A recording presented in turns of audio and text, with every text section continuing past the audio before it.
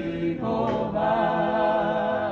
Moses e tu uotaki ai whanonga. Amam no whopoa e o moe mamahi popula isipite. Si o vai o whakeo ngā tuki a te koe e pea wholofola le wa asi hova. Moses e tu uotaki ai whanonga. Hiki atu ai whanonga.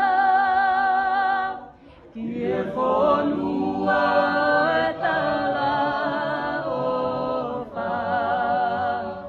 Na e lahi ai whainga taa. Pero e na hotu a. Hiki atu ai whanonga. Ki e whanua e tala o wha. Na e lahi ai whainga taa.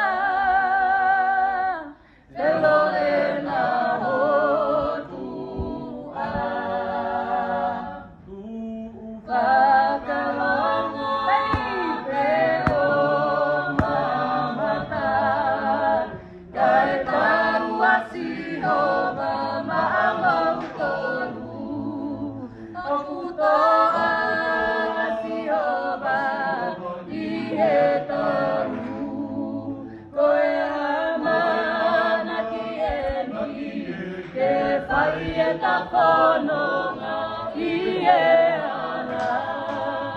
E si hova ke tato e whanonga. Ai e ala whaingata. Malasi su ai o whae o tahi mai e mambo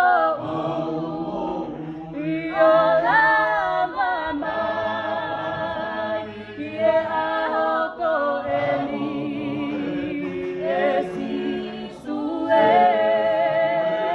taua moko e mo ke papa ai hala mo ke tataki kai nono hai loto o kakai o tausi asi ke lotu ke lai o tuku atu beki he langi hei ilo tene